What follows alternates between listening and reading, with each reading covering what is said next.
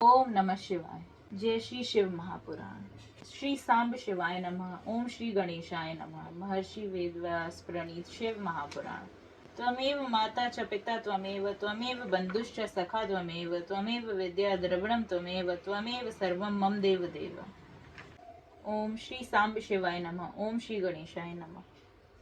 श्री शिव महापुराण। अथ प्रथमो अध्याय। शौनक जी के साधन विषयक प्रश्न करने पर सूत जी का उन्हें शिव महापुराण की महिमा सुनाना। श्री शौनक जी बोले, हे महाज्ञानी सूत जी, संपूर्ण सिद्धांतों के ज्ञाता हे प्रभु, मुझसे पुराणों की कथाओं के सार तत्व का विशेष रूप से वर्णन कीजिए। सदाचार, भगवती और विवेक की वृद्धि कैसे होती है तथा साधु पुरुष किस प्रकार अपने काम, क्रोध आदि मानसिक विकारों का निवारण करते हैं।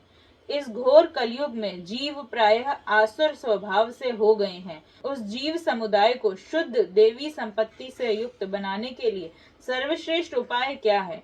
आप इस समय मुझे कोई ऐसा शाश्वत साधन बताइए जो कल्याणकारी वस्तुओं में भी सबसे उत्कृष्ट एवं परम मंगलकारी हो तथा पवित्र करने वाले उपायों में भी सर्वोत्तम पवित्र कारक उपाय हो।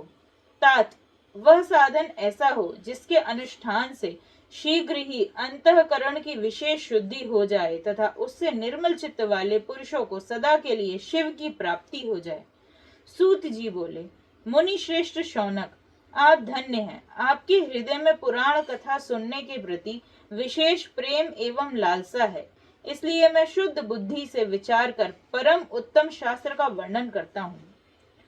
वत्स, संपूर्ण शास्त्रों के सिद्धांत से संपन्न, भक्ति आदि को बढ़ाने वाला, भगवान शिव को संतुष्ट करने वाले तथा कानों के लिए रसायन स्वरूप दिव्य पुराण का श्रवण कीजिए। यह उत्तम शिव पुराण काल रूपी सर्प से प्राप्त होने वाले महान त्रास का विनाश करने वाला है। हे मुने, पूर्व काल में शिव जी ने इसे कहा था। गुरुदेव व्यास जी ने सनत कुमार मुनि का उपदेश पाकर कलयुग के प्राणियों के कल्याण के लिए बड़े आदर से संक्षेप में इस पुराण का प्रतिपादन किया है। हे मुने, विशेष रूप से कलयुग के प्राणियों की चित्त शुद्धि के लिए इस शिव पुराण के अतिरिक्त कोई अन्य साधन नहीं है। हे मुने, जिस बुद्धिमान मनुष्य के पूर्व जन्म के बड़े पुण्य होते हैं, उसी महाभाग्यशाली व्यक्ति की इस पुराण में प्रीति होती है। यह शिव पुराण परम उत्तम शास्त्र है। इसे इस भूतल पर भगवान शिव का वांग्मय स्वरूप समझना चाहिए और सब प्रकार से इसका सेवन करना चाहिए। इसके पठन और श्रवण से शिव भक्ति पाकर श्रेष्ठतम स्थिति में पहुंचा हुआ मनुष्य शीघ्र ही शिव पद को प्राप्त कर लेता है। इसलिए संपूर्ण यत्न करके मनुष्यों ने इस पुराण के अध्ययन को अभीष्ट साधन माना है और इसका प्रेम पूर्वक श्रवण भी संपूर्ण वांछित फलों को देने वाला है। भगवान शिव के इस पुराण को सुनने से मनुष्य सब पापों से मुक्त हो जाता है तथा बड़े बड़े उत्कृष्ट भोगों का उपभोग करके अंत में शिवलोक को प्राप्त कर लेता है। राजसूय यज्ञ और सैकड़ों अग्निष्टोमय यज्ञों से जो पुण्य प्राप्त होता है, वह भगवान शिव की कथा सुनने मात्र से प्राप्त हो जाता है। हे मुने, जो लोग इस श्रेष्ठ शास्त्र शिव पुराण का श्रवण करते हैं, उन्हें मनुष्य नहीं समझना चाहिए। वे रुद्र स्वरूप ही हैं, इसमें संदेह नहीं है। इस पुराण का श्रवण और कीर्तन करने वालों के चरण कमलों की धूल को मुनिगण तीर्थ ही समझते हैं। जो प्राणी परम पद को प्राप्त करना चाहते हैं, उन्हें सदा भक्ति पूर्वक इस निर्मल शिव पुराण का श्रवण करना चाहिए। हे मुनि श्रेष्ठ, यदि मनुष्य सदा इसे सुनने में समर्थ ना हो तो उसे प्रतिदिन स्थिर चित्त से एक मुहूर्त भी इसको सुनना चाहिए। हे मुने, यदि मनुष्य प्रतिदिन सुनने में भी अशक्त हो तो उसे किसी पवित्र महीने में इस शिव पुराण का श्रवण करना चाहिए। जो लोग एक मुहूर्त, उसका आधा, उसका भी आधा अथवा क्षण मात्र भी इस पुराण का श्रवण करते हैं, उनकी दुर्गति नहीं होती। हे मुनीश्वर, जो पुरुष इस शिव पुराण की कथा को सुनता है, वह सुनने वाला पुरुष कर्म रूपी महावन को जलाकर संसार के पार हो जाता है। हे मुने, सभी दानों और सभी यज्ञों से जो पुण्य मिलता है, वह भगवान शिव के इस पुराण को सुनने से निश्चल हो जाता है। हे मुने, विशेषकर इस कलिकाल में तो शिव पुराण के श्रवण के अतिरिक्त मनुष्यों के लिए मुक्तिदायक कोई अन्य श्रेष्ठ साधन नहीं है। शिव पुराण का श्रवण और भगवान शंकर के नाम का संकीर्तन दोनों ही मनुष्यों को कल्प वृक्ष के समान सम्यक फल देने वाले हैं, इसमें संदेह नहीं है। कलयुग में धर्माचरण से शून्य चित्त वाले दुर्बुद्धि मनुष्यों के उद्धार के लिए भगवान शिव ने अमृत रस स्वरूप शिव पुराण की उद्भावना की है। अमृत पान करने से तो केवल अमृत पान करने वाला ही मनुष्य अजर अमर होता है, किंतु भगवान शिव का यह कथामृत संपूर्ण कुल को ही अजर अमर कर देता है। इस शिव पुराण की परम पवित्र कथा का विशेष रूप से सदा ही सेवन करना चाहिए, करना ही चाहिए, करना ही चाहिए। इस शिव पुराण की कथा के श्रवण का फल क्या कहूँ। इसके श्रवण मात्र से भगवान सदाशिव उस प्राणी के हृदय में विराजमान हो जाते हैं। यह शिव पुराण नामक ग्रंथ 24,000 श्लोकों से युक्त है। इसमें 7 संहिताएं हैं। मनुष्य को चाहिए कि वह भक्ति, ज्ञान और वैराग्य से भली भांति संपन्न हो बड़े आदर से इसका श्रवण करे। पहली विश्वेश्वर संहिता, दूसरी रुद्र संहिता, तीसरी शतरुद्र संहिता, चौथी कोटि रुद्र संहिता और 5वीं उमा संहिता कही गई है। छठी कैलाश संहिता और 7वीं वायवीय संहिता। इस प्रकार इसमें 7 संहिताएं हैं। 7 संहिताओं से युक्त यह दिव्य शिव पुराण पर ब्रह्म परमात्मा के समान विराजमान है और सबसे उत्कृष्ट गति प्रदान करने वाला है। जो मनुष्य 7 संहिताओं वाले इस शिव पुराण को आदर पूर्वक पूरा पढ़ता है वह जीवन मुक्त कहा जाता है। हे मुने, जब तक इस उत्तम शिव पुराण को सुनने का सुअवसर प्राप्त नहीं होता तब तक अज्ञानवश प्राणी इस संसार चक्र में भटकता रहता है। भ्रमित कर देने वाले अनेक शास्त्रों और पुराणों के श्रवण से क्या लाभ है, जबकि एक शिव पुराण ही मुक्ति प्रदान करने के लिए गर्जन कर रहा है। जिस घर में इस शिव पुराण की कथा होती है वह घर तीर्थ स्वरूप है और उसमें निवास करने वालों की पापियां नष्ट कर देता है। हजारों अश्वमेघ यज्ञ और सैकड़ों वाजपेय यज्ञ शिव पुराण की 16वीं कला की बराबरी भी नहीं कर सकते। हे मुनि श्रेष्ठ, कोई अधम प्राणी जब तक भक्ति पूर्वक शिव पुराण का श्रवण नहीं करता तभी तक उसे पापी कहा जा सकता है। गंगा आदि पवित्र नदियां, मुक्तदायिनी सप्तपुरियां तथा गया आदि तीर्थ इस शिव पुराण की समता कभी नहीं कर सकते। जिसे परम गति की कामना हो उसे नित्य शिव पुराण के एक श्लोक अथवा आधे श्लोक का ही स्वयं भक्ति पूर्वक पाठ करना चाहिए। जो निरंतर अर्थानुसंधान पूर्वक इस शिव पुराण को बाँचता है अथवा नित्य प्रेम पूर्वक इसका पाठ मात्र करता है वह पुण्यात्मा है, इसमें संशय नहीं है।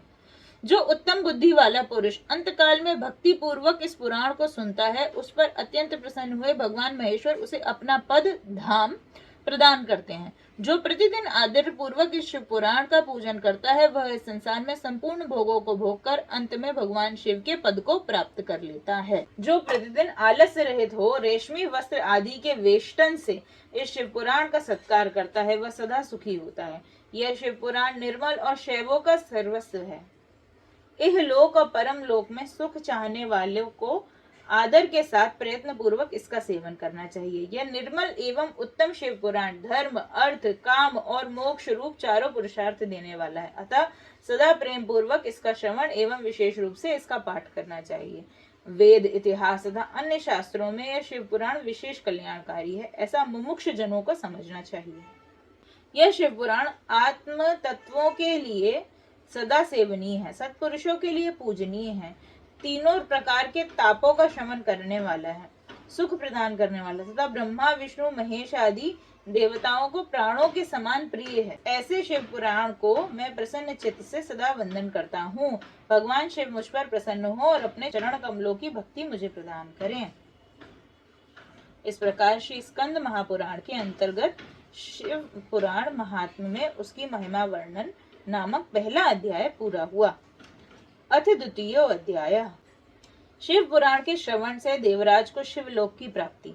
शौनक जी बोले, हे महाभाग सूत जी, आप धन्य हैं, परमार्थ तत्व के ज्ञाता हैं। आपने कृपा करके हम लोगों को यह बड़ी अद्भुत एवं दिव्य कथा सुनाई है।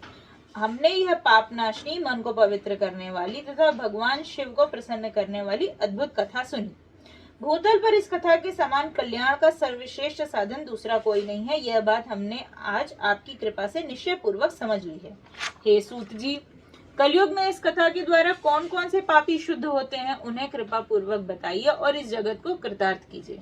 सूत जी बोले, हे मुने, जो मनुष्य पापी, दुराचारी, खल तथा काम, क्रोध आदि में निरंतर डूबे रहने वाले हैं, वे भी इस पुराण से अवश्य शुद्ध हो जाते हैं। यह कथा वास्तव में उत्तम ज्ञान यज्ञ है, जो सदा सांसारिक भोग और मोक्ष को देने वाला है, सभी पापों को नष्ट करने वाला तथा भगवान शिव को प्रसन्न करने वाला है। जो अत्यंत लालची, सत्यविहीन, अपने माता पिता से द्वेष करने वाले, पाखंडी तथा हिंसक वृत्ति के हैं, वे भी इस ज्ञान से शुद्ध हो जाते हैं।